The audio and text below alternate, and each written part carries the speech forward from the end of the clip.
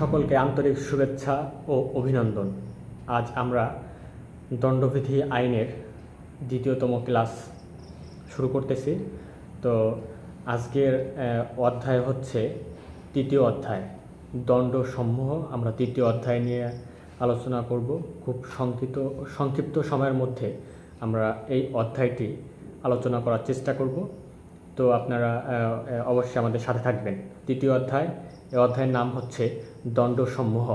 এই অধ্যায়ে ধারা আছে 53 থেকে 75 পর্যন্ত।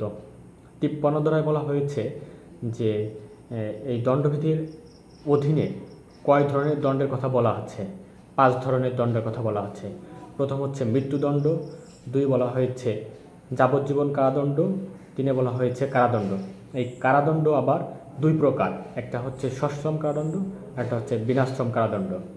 3 বলা হয়েছে সম্পত্তির বাজেয়াপ্ত, আর 4 বলা হয়েছে সম্পত্তির বাজেয়াপ্ত, আর 5 বলা হয়েছে অর্থদণ্ড বা জরিমানা দণ্ড। এই 5 ধরনের দণ্ডের কথা বলা আছে 53 ধারায়। 54 ধারায় বলা হয়েছে মৃত্যুদণ্ড হ্রাসকরণ বা রূপান্তর। সরকার অভিযুক্ত বা আসামির অনুমতি ব্যতি রেখে তার মৃত্যুদণ্ড রূপান্তর বা হ্রাস করতে পারেন। 55 ধারায় বলা হয়েছে যাবজ্জীবন কারাদণ্ড হ্রাসকরণ বা রূপান্তর। সরকার আসামির অনুমতি ব্যতি রেখে তার যাবজ্জীবন কারাদণ্ড 20 বছরের অনধিক যে কোনো দণ্ডতে হ্রাস করতে পারে বা পরিবর্তন করতে পারে। 55 কতে বলা হয়েছে রাষ্ট্রপতির বিশেষ ক্ষমতা। 54-55 ধারার ক্ষমতা, রাষ্ট্রপতির বিশেষ ক্ষমতাকে ব্যাহত করবে না, দুইটা সাংঘর্ষিক হবে না। এটা হচ্ছে 55 শ টাইপের ক। 57 ধারা বলা হয়েছে দণ্ডের মেয়াদের ভগ্নাংশ। দণ্ডের মেয়াদের ভগ্নাংশ হিসেবে যাবজ্জীবন কারাদণ্ড 30 বছর হিসাবে গণ্য হইবে। এটা হচ্ছে 57। 60 ধারা বলা হয়েছে দণ্ড কতিপয় ক্ষেত্রে বা সম্পূর্ণ ক্ষেত্রে আংশিক বা সম্পূর্ণ সশ্রম বা বিনাশ্রম হবে। তাহলে কথাটা কিরকম? একটা দণ্ড কতিপয় ক্ষেত্রে বা সম্পূর্ণ ক্ষেত্রে আংশিক বা সম্পূর্ণ সশ্রম কারাদণ্ড বা বিনাশ্রম কারাদণ্ড হতে পারে। 60। 63 ধারা বলা হয়েছে যে ক্ষেত্রে জরিমানা দণ্ডের পরিমাণ উল্লেখ নাই সেই ক্ষেত্রে জরিমানা দণ্ড অতিরিক্ত হবে না, আবার কমও হবে না, সামঞ্জস্যপূর্ণ হবে। 63। 64 দ্বারা বলা হয়েছে কারাদণ্ডের সহিত যে ক্ষেত্রে জরিমানা দণ্ড প্রদান করা হয়, আবার যে ক্ষেত্রে শুধুমাত্র জরিমানা দণ্ড প্রদান করা হয়, এই জরিমানা দণ্ড অনাদায়ে কারাদণ্ড প্রদান করা যাবে। এটা হচ্ছে 64। 65 ধারায় বলছে যে কারাদণ্ডের সাথে যে ক্ষেত্রে জরিমানা দণ্ড প্রদান করা হয় সেই ক্ষেত্রে জরিমানা দণ্ড অনাদায়ে কারাদণ্ডের পরিমাণ কতটুকু হবে? মূল দণ্ড সর্বোচ্চ 1/4 হবে জরিমানা দণ্ড অনাদায়ে কারাদণ্ডের পরিমাণ। তার মানে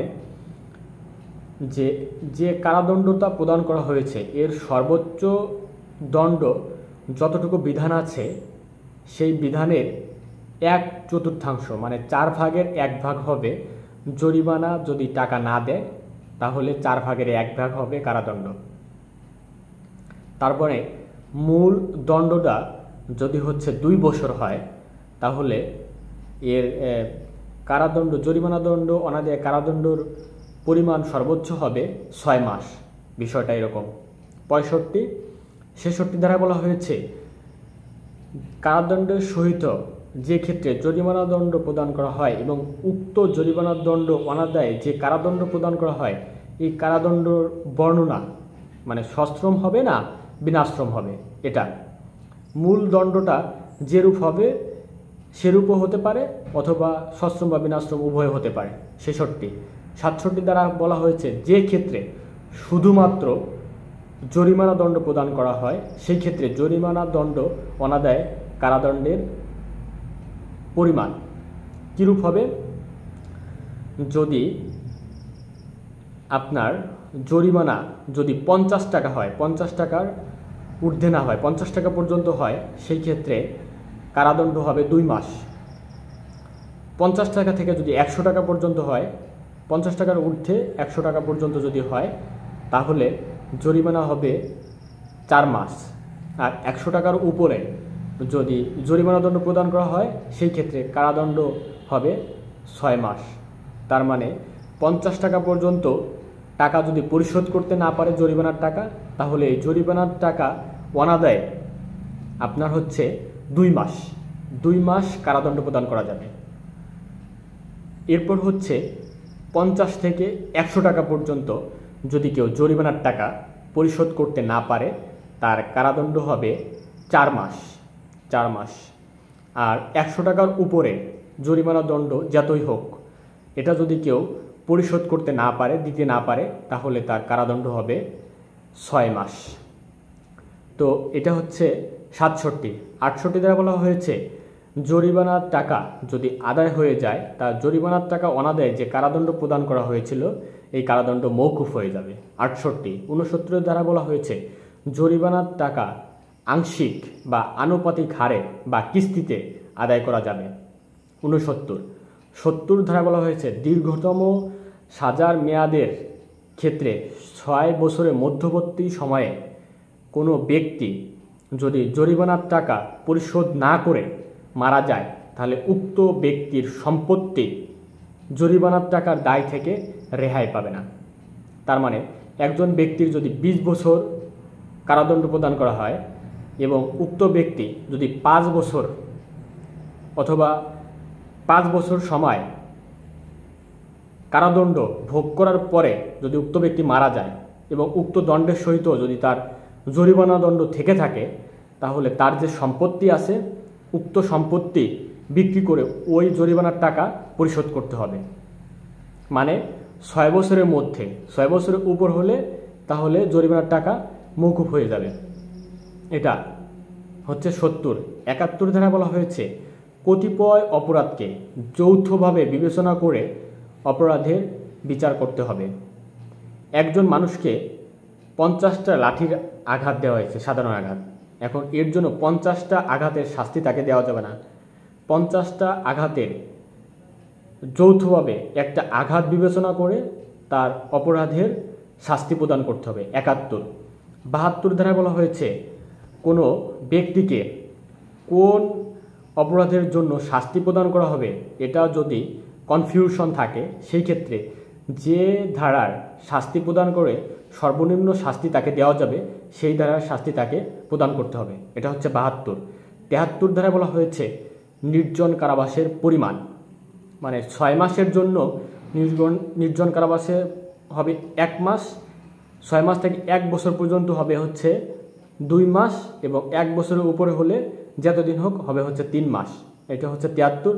74 দ্বারা বলা হয়েছে নির্জন কারাবাসের সীমা একটানা 14 দিন হবে না, আর যদি 3 মাসের অধিক হয় নির্জন কারাবাসের পরিমাণ, সেই ক্ষেত্রে 1 মাসে 7 দিনের বেশি হবে না।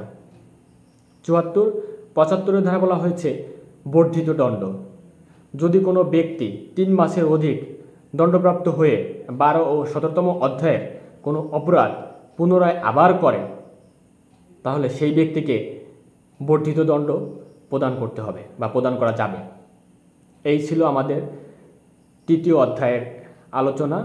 তো আমরা এর পরের দিন 4র্থ এক অধ্যায়, যেটা আমাদের সাধারণ ব্যতিক্রমের মধ্যে পড়ে, এটা একটা গুরুত্বপূর্ণ অধ্যায়, আমরা এই অধ্যায় নিয়ে এর পরের দিন আলোচনা করব। তো আপনারা এইভাবে প্র্যাকটিস করেন, পড়তে থাকেন, দেখবেন আস্তে আস্তে আইন শিখে গেছেন এবং ভালো লাগবে।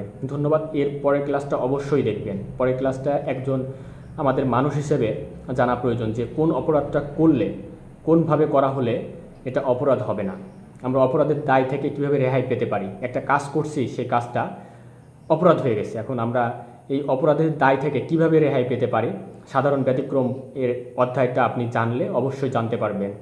শিশুর কাজ এর মাধ্যমে কোনো অপরাধ হলে অপরাধ হবে না, পাগলের কোনো কার্য অপরাধ হবে না, এটা হচ্ছে আমরা পরবর্তী অধ্যায়তে জানব। অবশ্যই একটা ইন্টারেস্টিং অধ্যায়, আপনার এর পরবর্তী অধ্যায় অবশ্যই দেখবেন। ধন্যবাদ সকলকে, ভালো থাকবেন।